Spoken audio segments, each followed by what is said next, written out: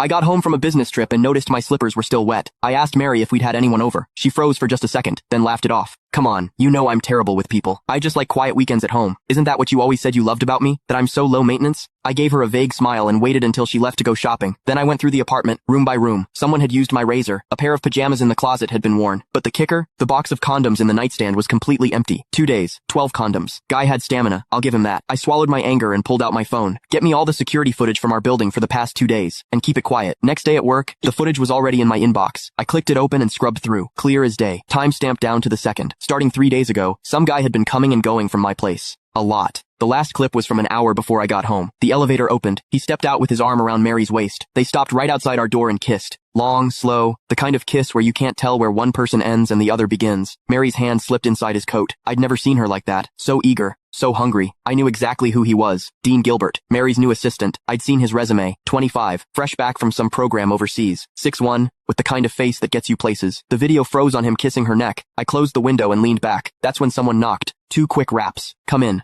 The door opened, and there he was, Dean Gilbert, in a fitted light gray suit that showed off his height, every hair in place. His eyes had that cocky confidence you see in young guys mixed with something lazier, almost smug. He was holding a folder. Chairman Dickerson. His voice was all business. President Henson asked me to bring over the year-end bonus list for your signature. He walked to my desk and set the folder down. No small talk. Didn't leave. Just stood there, waiting. Perfect posture. But his eyes drifted past me to the bookshelf like this was just some boring errand. I looked up at him. He didn't flinch. He even smiled, a smile that was hard to read. Normally, when Mary sent stuff like this or had her secretary bring it, I'd glance at the total and sign. She handled HR and finance. I'd always given her free rein. But today, I picked up the folder, opened it. I went through page by page. Bonuses ranged from tens of thousands to a few 100,000, nothing unusual for this year. Then I hit the last page. My hand stopped. Next to Dean Gilbert's name was a long string of numbers. Year end. Bonus. $1 million.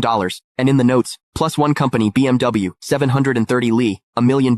A BMW 7 Series, for an assistant who'd been here less than 6 months. I stared at that number for 2 seconds. Then I looked up. Dean was watching me. That little smile had gotten bigger, and there was something in his eyes now impatience. Chairman Dickerson, is there a problem? His tone was still polite, but there was an edge, a push. Miss Henson is waiting to head out. He made sure to emphasize those last words. I picked up my Mont Blanc pen and uncapped it. The tip hovered over the signature line. Didn't touch down. Mr. Gilbert, you've been with the company about 5 months now, right? My voice gave nothing away. 1 week shy of 5 months. Quick answer. Smooth. I said nothing. I signed. Thank you, Chairman Dickerson. He took the folder back, flipped to check my signature, then closed it. And right as he turned to leave, I caught it. His lips moved. Fast and silent. No sound. But I could read it clear as day. 3 syllables. Old bastard. He didn't even bother closing the door behind him. I stayed in my chair. Didn't move. The pen cap clicked back into place. Sunlight streamed through the window, falling across my desk. Click the link in my bio to get the full story for free.